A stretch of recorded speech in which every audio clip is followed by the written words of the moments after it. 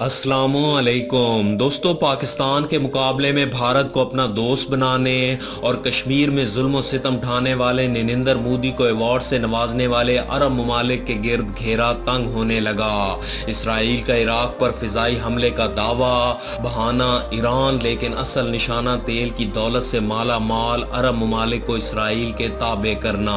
Video की तफसील में जाने से पहले हमारी अपने तमाम देखने वाले दोस्तों से गुजारिश है कि वो हमारी इस वीडियो को लाइक और शेयर करने के साथ हमारे चैनल को भी जरूर सब्सक्राइब कर लें, ताकि हमारी आने वाली हर नई वीडियो आपको बर वक्त मिल सके। साथ ही पाक फौज जिंदाबाद, पाकिस्तान पाइंदाबाद और पाकिस्तान के गुमनाम हीरोज को सलाम का नारा कमेंट जरूर कीजिएगा। दोस्तों, इसराइल ने अरब लीग के अहम रुकन और सऊदी अरब के पड़ोसी इराक पर फिजाई हमला किया है। बताया जा रहा है कि इसराइल ने 38 साल बाद अरब इस्लामी मुल्क इराक पर हमला किया है। गैर मुल्की खबर रसां इदारे की जानिब से फराहम करदा तफसीलात के मुताबिक हमले के लिए इसराइली फिजाइया का इस्तेमाल किया गया। इसराइल ने इराक पर किए गए हमले से मुतल्लिक दावा किया है कि उसने इराक में मौजूद ईरान के एक खुफिया असला डिपो को निशाना बनाया, और इसराइल का यह भी दावा है कि उसकी फिजाइया ने इराक में जिस खुफिया असला डिपो को निशाना बनाया है वहां पर ईरानी मिसाइल मौजूद थे और हमले के नतीजे में ईरानी मिसाइलों को तबाह कर दिया गया। हमले में इराकी फौज के 2 कमांडोज को भी हलाक किए जाने का दावा किया जा रहा है।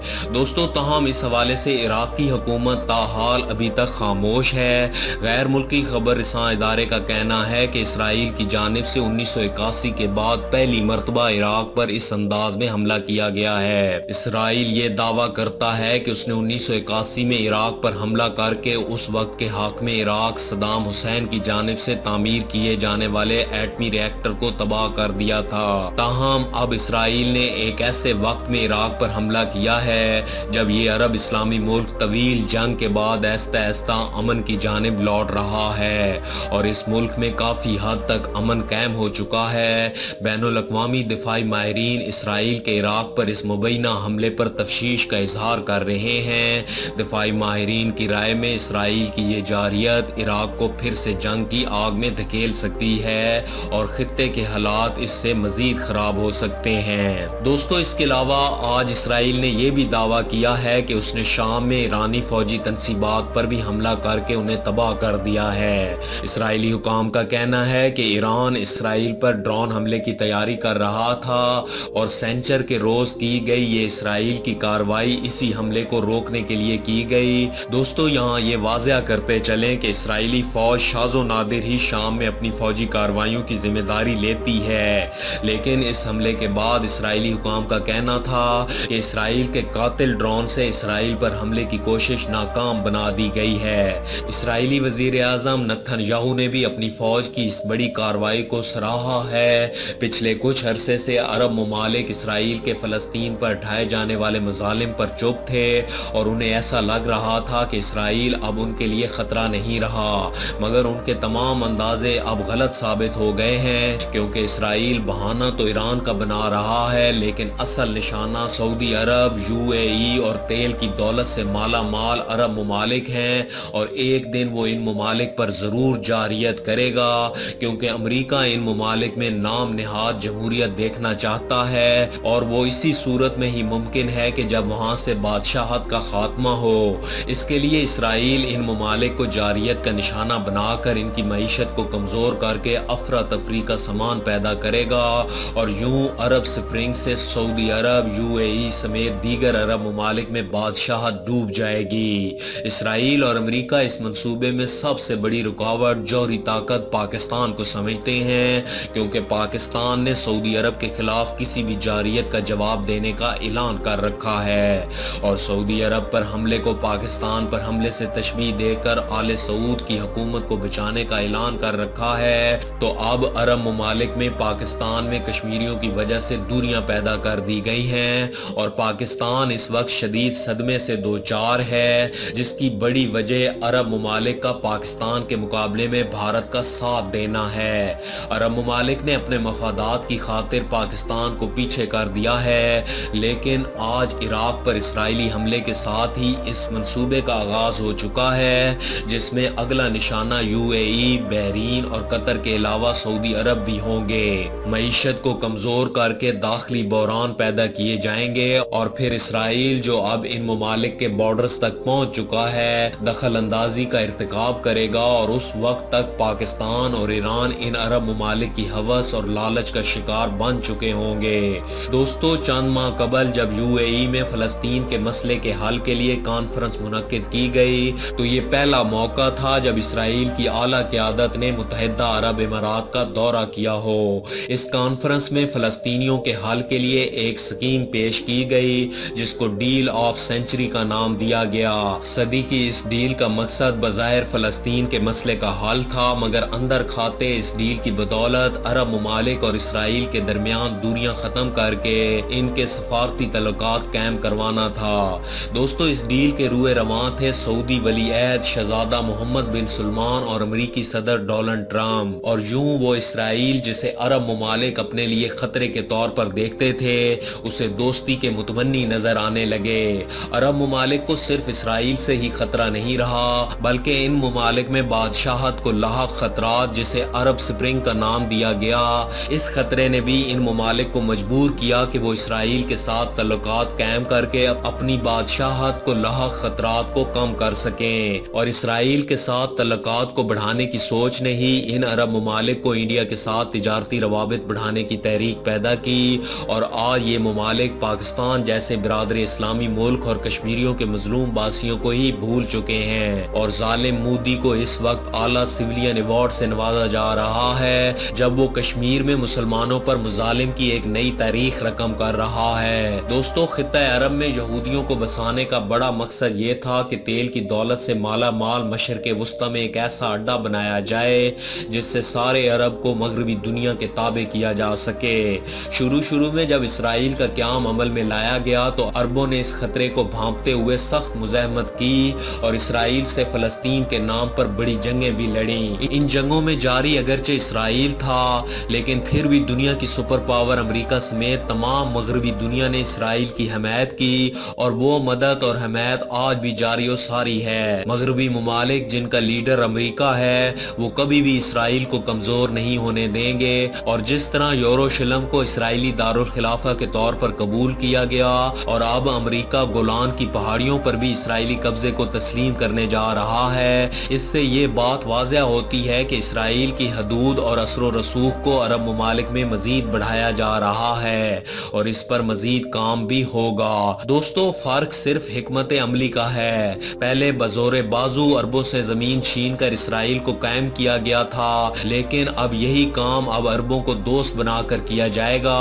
آج عرب ممالک اسرائیل سے تعلقات قائم کر رہے ہیں اور تجارت کو بڑھا رہے ہیں۔ آج کے عرب ممالک فلسطین کے مظالم پر خاموش ہیں تو اس کی وجہ صرف اور صرف اس سوچ کا پیدا ہونا ہے کہ اسرائیل سے تعلقات کو بڑھانا ہے۔ آج اسرائیل مکمل طور پر مشرق وسطی پر حاوی ہو چکا ہے۔ دوستو، عرب ممالک نے بھارت کا انتخاب کر کے پاکستان کو اس سوچ میں مبتلا کر دیا ہے کہ وہ بھی اپنی خارجہ پالیسی کا اثر نو جائزہ لے، لیکن اگر امریکہ اور اسرائیل یہ سمجھتے ہیں کہ پاکستان ان مشکل حالات میں اسرائیل کی طرف دیکھے گا تو یہ ان کی بھول ہے۔ عرب چاہیں پاکستان سے تمام رشتے ناطے توڑ لیں، لیکن پاکستان کبھی بھی اسرائیل کو تسلیم نہیں کرے گا، کیونکہ اسرائیل کو تسلیم کرنے کا مطلب اسلام اور یہود کی جنگ میں شکست تسلیم کرنے کے مترادف ہے۔ محمد بن سلمان اور ان کے دیگر عرب حکمرانوں کی آنکھیں اس وقت کھلیں گی جب اسرائیل ان کے بارڈرز کراس کرے گا۔ آج عراق پر حملے کا آغاز ہوا ہے اور اس کی انتہا اب دیگر ممالک پر حملہ ہوگی۔ امریکہ اور مغربی ممالک نے اسرائیل کو اس لیے قائم کیا تھا کہ خطہ عرب پر مکمل کنٹرول حاصل کیا جائے، اور یہ کنٹرول ابھی تک حاصل نہیں ہوا تو وہ کیوں اپنی پیش قدمی روکیں گے؟ پیش قدمی جاری رہے گی، اور آج اسرائیل نے پہلا قدم اٹھا لیا ہے۔ پہلا قدم اس لیے کہا ہے کہ عراق پر حملہ ایران کے نام پر کیا گیا، اور کل کو یہی حملہ کسی اور جگہ بھی ہوگا۔ ایران اگر اتنا ہی کمزور ہے تو اسرائیل یا امریکہ خود ایرانی سرزمین پر حملہ کیوں نہیں کرتے؟ مگر وہ ایسا نہیں کریں گے، کیونکہ اگر उन्होंने ईरान पर हमला किया तो फिर वो इराक, शाम और बहरीन में ईरान के नाम पर हमला कैसे करेंगे। दोस्तों, सऊदी अरब और अरब लीग दूसरे ममालिक अमेरिका और इसराइल के साथ की गई डील ऑफ सेंचुरी पर खुश हैं, जिसकी सबसे बड़ी वजह यह है कि इस डील की बदौलत इन ममालिक ने अपनी बादशाहत को लाहक खतरात, लेकिन इन नदानों को ये कौन बताए कि इन्होंने इसकी कीमत फलस्तीन के मजलूम अवाम और कश्मीर की सूरत हाल पर पाकिस्तान जैसे दोस्त मुल्क को गवाह कर अदा की है। अब ये आने वाला वक्त ही बताएगा कि दोस्त कौन था और गलत कौन। डील ऑफ सेंचुरी की तारीफ हम यूं करेंगे कि मिल्लत अरब की काया पलट जाएगी, लेकिन जो मिल्लत 200 साल से इस हाल में हो कि उस पर फौजी इनकलाबात मुसल्लत होते चले आ रहे हों, उसके लिए हालात की ये काया पलट कोई अजीब बात नहीं होगी। इस डील के बाद हमेशा से कायम चले आ रहे सवालात के जवाबात तब्दील हो जाएंगे। मसलन दुश्मन कौन है, उसका जवाब इसराइल के बजाय मुज़ाहमत करने वाले फलस्तीनी करार पाएंगे। हलीफ कौन है, तो इसका जवाब अमन पसंद जमहूरियत के अलम बरदार सुलहजू इसराइली करार पाएंगे, जो फलस्तीनी मुज़ाहमत के मुकाबले में अपने दिफा करने पर मजबूर हैं। फलस्तीन क्या है, इसका जवाब होगा गजा के साथ में सीना का वो छोटा सा इलाका जो उससे मुयस्सर आएगा। इसराइल क्या है, इसका जवाब होगा वो इलाका जिसे इसराइल अपने लिए पसंद कर ले। यानी इन सवालात के जवाबात सुहूनी ख्वाहिशात के मुताबिक बदल दिए जाएंगे और इस तरह हमारे अहले फलस्तीन के हालात बद से बदतरीन हो जाएंगे और ये बदतरीन हालात उन जमीर फरोश अरब हुक्मरानों की वजह से पैदा होंगे जो दुनिया के नक्शे पर अपने वजूद को बाकी रखने की कीमत चुका रहा है। दोस्तों, आज अरब ममालिक कश्मीरी अवाम को भूल चुके हैं, तो वही ईरान जिस पर इल्जाम था कि वो पाकिस्तान के खिलाफ भारत का साथ देगा, वो आज कश्मीरी अवाम और पाकिस्तान के साथ खड़ा है। ईरान पर अमेरिका और उसके हवारी झपटने को तैयार हैं, लेकिन इसमें जुर्रत पैदा नहीं हो रही कि वो हमला आवर हो। ईरानी फौज ललकार ललकार कर अमेरिका और उसके इत्तेहादियों को अपने पानियों से दूर भगा रही है। आए रोज खबरें आ रही हैं कि ईरान ने कभी अमेरिका का ड्रोन मार गिराया तो कभी बरतानिया का ऑयल टैंकर्स अपने कब्जे में ले लिया है, लेकिन इस सारी सूरत हाल के बाद भी अमेरिका और उसके इत्तेहादी ईरान पर जारियत से बाज हैं। इसकी वजह सिर्फ और सिर्फ ईरान की वो ललकार है जिससे अमेरिका भी डरा हुआ है। दोस्तों, ईरान और पाकिस्तान ही वो ममालिक हैं जो इसराइल और अमेरिका के अज़ाम में रुकावट बन सकते हैं। आज इराक और शाम पर इसराइल हमला करके ईरान के खिलाफ कार्रवाई का नाम दे रहा है और कल को ये जारियत किसी और मुल्क के खिलाफ भी हो सकती है। दुआ गो है कि अल्लाह पाक ना आकबियत अंदेश अरब हुक्मरानों को अकल अता फरमाए कि वो अकल की आंख से देखें कि असल निशाना वो है पाकिस्तान या ईरान तो सिर्फ एक बहाना है, या यूं कहिए कि यही दो ममालिक उन अरब ममालिक की हुक्मरानी और सालमियत की जामिन है। अगर खुदा न खास्ता उनको कुछ हो गया तो फिर अरब ममालिक की मदद भारत का मोदी या अमेरिका का सदर ट्रंप नहीं करेगा, बल्कि वो इसी इत्तेहाद में पहली सफ पर खड़े होंगे जिस इत्तेहाद की बदौलत अरब ममालिक में बादशाहत खत्म करके नाम नेहाद जमहूरियत को राइज किया जाएगा। दोस्तों, इस वीडियो में बस इतना ही। वीडियो की पसंदीदगी का इजहार वीडियो को ज़्यादा से ज़्यादा लाइक और शेयर करके दीजिए। इसके अलावा मज़ीद ऐसी ही इंटरेस्टिंग वीडियोस देखने के लिए हमारे चैनल मलिक ऑफिशियल को सब्सक्राइब करने के साथ मौजूद बेल आइकन को भी लाजमी प्रेस कर लीजिए ताकि हमारी आने वाली हर नई वीडियो आपको बर वक्त मिल सके। अपना बहुत सा ख्याल रखिए। अल्लाह हाफिज।